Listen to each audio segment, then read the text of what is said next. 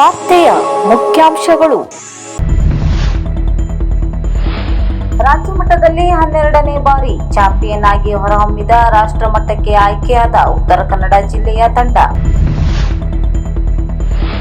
ಭಟ್ಕಳ ದುರಂತ, ಮೃತರ ಕುಟುಂಬಕ್ಕೆ ಶಿರಸಿ ಸಿದ್ದಾಪುರ ಕ್ಷೇತ್ರದ ಶಾಸಕ ಭೀಮಣ್ಣ ನಾಯ್ಕ ಸಾಂತ್ವನ. ತರಕಾರಿ ಮಾರುಕಟ್ಟೆಯ ಆವರಣದಲ್ಲಿ ಎಪಿಎಂಸಿಯ ನೂತನ ಗೋದಾಮನ್ನು ಉದ್ಘಾಟಿಸಿದ ಶಿವರಾಮ್ ಹೆಬ್ಬಾರ್. ಪುರುಷರ ಮೇಲೂ ಕೂಡ ಮಹಿಳೆಯರಿಂದ ದೌರ್ಜನ್ಯ ನಡೆಯುತ್ತಿದೆ, ರಾಜ್ಯಾಧ್ಯಕ್ಷೆ ರಜನಿ ರಾಜ್. ಅಕ್ರಮ ಗೋ ಸಾಗಾಟ ಮತ್ತು ಗೋ ಹತ್ಯೆ ಆಗದಂತೆ ಕಟ್ಟುನಿಟ್ಟಿನ ಕ್ರಮಕ್ಕಾಗಿ ಡಿವೈಎಸ್ಪಿ ಅವರಿಗೆ ಮನವಿ ನೀಡಿದ ವಿಶ್ವ ಹಿಂದೂ ಪರಿಷತ್. ಇತ್ತೀಚಿನ ದಿನಗಳಲ್ಲಿ ಮಹಿಳೆಯರ ಮೇಲೆ ಪುರುಷರಿಂದ ದೌರ್ಜನ್ಯ ಆದಂತೆ ಪುರುಷರ ಮೇಲೂ ಕೂಡ ಮಹಿಳೆಯರಿಂದ ದೌರ್ಜನ್ಯ ನಡೆಯುತ್ತಿದೆ. ಮಹಿಳೆಯರಿಗೆ ಇದರಿಂದ ತಪ್ಪಿಸಿಕೊಳ್ಳಲು ಕಾನೂನಿನಲ್ಲಿ ಸಾಕಷ್ಟು ಅವಕಾಶಗಳಿವೆ. ಆದರೆ ಪುರುಷರು ತನಗೆ ಮಹಿಳೆಯರಿಂದಾದ ದೌರ್ಜನ್ಯವನ್ನು ಮರ್ಯಾದೆ ಪ್ರಶ್ನೆಯಿಂದ ಮುಚ್ಚಿಡುತ್ತಾನೆ. ಅಂತಹ ಪುರುಷರನ್ನು ಮಹಿಳೆಯರಿಂದ ಕಾಪಾಡಿ ಸಮಾನ ಹಕ್ಕು ನೀಡುವ ಕಾರಣಕ್ಕಾಗಿಯೇ ರಾಷ್ಟ್ರೀಯ ಪುರುಷರ ಮಾನವ ಹಕ್ಕುಗಳ ಹಿತರಕ್ಷಣಾ ಸಮಿತಿಯನ್ನು ರಚಿಸಲಾಗಿದೆ. ಇದರಲ್ಲಿ ಪುರುಷರು ಮಹಿಳೆಯರಿಂದ ದೌರ್ಜನ್ಯಕ್ಕೊಳಗಾದರೆ ಸಮಿತಿಗೆ ದೂರು ನೀಡಬಹುದು ಎಂದು ಸಮಿತಿಯ ರಾಜ್ಯಾಧ್ಯಕ್ಷೆ ರಜನಿ ರಾಜ್ ಶಿರಸಿಯ ಪತ್ರಿಕಾ ಭವನದಲ್ಲಿ ನಡೆಸಿದ ಸುದ್ದಿಗೋಷ್ಠಿಯಲ್ಲಿ ತಿಳಿಸಿದ್ದಾರೆ. ಸುದ್ದಿಗೋಷ್ಠಿಯಲ್ಲಿ ಪ್ರಮೀಳಾ ಜಯರಾಮ್, ಎಂಬಿ ಶಕುಂತಲಾ, ದೇವರಾಜ್ ಇತರರು ಉಪಸ್ಥಿತರಿದ್ದರು. ಹೆಂಡತಿ ಮತ್ತು ಅವರ ತಂಗಿಯಿಂದ ದೌರ್ಜನ್ಯಕ್ಕೊಳಗಾಗಿ ಮೊನ್ನೆ ಡೆತ್ ನೋಟ್ ಬರೆದಿಟ್ಟು ನೇರಿಗೆ ಶರಣಾಗ್ತಾರೆ. ಇಂಥ ಹಲವಾರು ಪ್ರಸಂಗಗಳನ್ನು ನೋಡಿದ್ದೇವೆ. ಇದೊಂದು ನಿದರ್ಶನ ಉದಾಹರಣೆ. ನ್ಯಾಯದಾನ ಮಾಡುವ ನ್ಯಾಯಾಧೀಶರೇ ಈ ಥರ ಆತ್ಮಹತ್ಯೆಗೆ ಶರಣಾದರೆ ಇನ್ನು ಸಾಮಾನ್ಯ ಜನರ ಗತಿ ಏನು? ಹಾಗಾಗಿ ಇದೇ ನಿಟ್ಟಿನಲ್ಲಿ ನಾವು ಯಾಕೆ ಮಾಡಬಾರ್ದು? ಎಲ್ಲೋ ಒಂದು ಕಡೆ ಮಹಿಳೆ ಮಿಸ್ಯೂಸ್ ಮಾಡ್ಕೊಳ್ತಾ ಇದ್ದಾಳೆ. ಕಾನೂನು ಯಾವಾಗ ಸವಲತ್ತನ್ನು ಅವಳಿಗೆ ಕೊಡ್ತು ಅಲ್ಲಿ ಮಿಸ್ಯೂಸ್ ಮಾಡ್ಕೊಳ್ತಾಳೆ ಅನ್ನೋದು ಬಂತು. ಹಾಗಾಗಿ ಪುರುಷ ಏನು ದೌರ್ಜನ್ಯ ಮಾಡೋದಿಲ್ಲ ಅಂತಲ್ಲ, ಇವತ್ತಿಗೂ ಕೂಡ ಮಕ್ಕಳ ಮೇಲೆ, ಮಹಿಳೆ ಮೇಲೆ ದೌರ್ಜನ್ಯ ನಡೀತಾನೆ ಇದೆ. ಈ 50-50% ನ್ಯಾಯ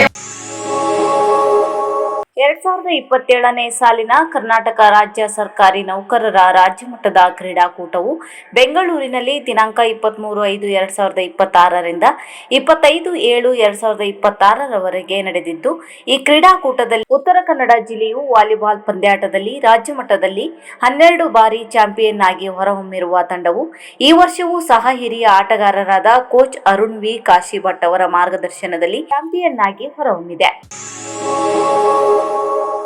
ಇಲ್ಲಿನ ಇತಿಹಾಸದಲ್ಲಿ ಎಂದು ಕೇಳರಿಯದ ಭೀಕರ ದುರಂತವೊಂದರಲ್ಲಿ ಕಪ್ಪೆ ಚಿಪ್ಪು ಮೀನುಗಾರಿಕೆಗೆ ತೆರಳಿದ್ದ ಒಂದೇ ಕುಟುಂಬದ 8 ಮಂದಿ ದುರ್ಮರಣ ಹೊಂದಿದ ಹೃದಯ ವಿದ್ರಾವಕ ಘಟನೆ ಸಂಭವಿಸಿದೆ. ಯಾವುದೇ ಕಠಿಣ ಹೃದಯದವರಿಗೂ ಕಣ್ಣೀರು ತರಿಸುವ ಈ ಘಟನೆ ಇಡೀ ಜಿಲ್ಲೆಯನ್ನೇ ಶೋಕ ಸಾಗರದಲ್ಲಿ ಮುಳುಗಿಸಿದೆ.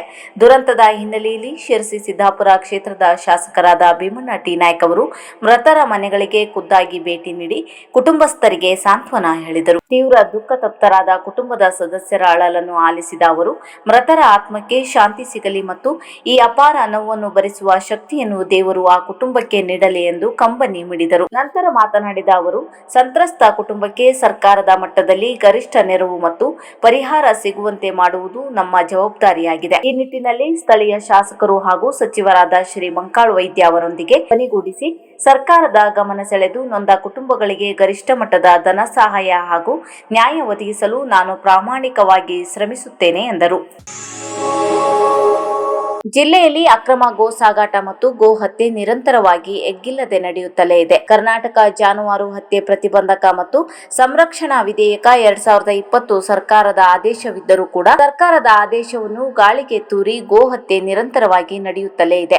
ಹಿಂದೂ ಸಂಪ್ರದಾಯದ ಪ್ರಕಾರ ಗೋವನ್ನು 33 ಕೋಟಿ ದೇವಾನು ದೇವತೆಗಳ ಸಮಾನವೆಂದು ಪೂಜಿಸಿ ಆರಾಧಿಸುವ ಸಂಸ್ಕೃತಿ ನಮ್ಮದು. ಗೋ ಹತ್ಯೆಯಿಂದ ಹಿಂದೂಗಳ ಭಾವನೆಗೆ ಅಪಾರವಾದ ಹಾನಿಯಾಗುತ್ತಿದ್ದು ಮತ್ತು ನಮ್ಮ ಅಸ್ಮಿತೆಯ ಸಂಕೇತವಾದ ತಾಯಿ ಸ್ವರೂಪಿ ಗೋಮಾತೆಯ ರಕ್ಷಣೆಗೆ ತಾವು ಪ್ರಮುಖ ಕೇಂದ್ರಗಳಲ್ಲಿ ಪರಿಶೀಲನಾ ತಂಡವನ್ನು ನೇಮಿಸಿ ಪೊಲೀಸ್ ಇಲಾಖೆಯಿಂದ ಚೆಕ್ ಪೋಸ್ಟ್ ನಿರ್ಮಾಣ ಮಾಡಬೇಕು ಮತ್ತು ಬರುವ ಮೇ 20ರವರೆಗೆ ಗೋ ಮಾರಾಟವನ್ನು ಮತ್ತು ಜಾನುವಾರು ಸಂತೆಯನ್ನು ನಿಷೇಧಿಸಿ ಆದೇಶ ಹೊರಡಿಸಬೇಕು ಮತ್ತು ಕಾನೂನಿನ ಅಡಿಯಲ್ಲಿ ಗೋ ರಕ್ಷಕರಿಗೆ ಎಲ್ಲಾ ರೀತಿಯ ಸಹಾಯ ಸಹಕಾರ ನೀಡಬೇಕೆಂದು ಮನವಿಯಲ್ಲಿ ಉಲ್ಲೇಖಿಸಲಾಗಿದೆ. ಡಿವೈಎಸ್ಪಿ ಗೀತಾ ಪಾಟೀಲ್ ಮನವಿ ಸ್ವೀಕರಿಸಿದರು. ಮನವಿ ನೀಡುವ ಸಂದರ್ಭದಲ್ಲಿ ಬಜರಂಗ ದಳದ ವಿಭಾಗದ ಪ್ರಮುಖರಾದ ಅಮಿತ್ ಶೇಟ್, ಹರೀಶ್ ಕರ್ಕಿ, ಸಂಜಯ್ ಸಜ್ಜನ್, ಪ್ರದೀಪ್ ನಾಯ್ಕ್, ರಾಮಮೂರ್ತಿ, ಸತೀಶ್ ನಾಯ್ಕ್ ಇತರರು ಉಪಸ್ಥಿತರಿದ್ದರು.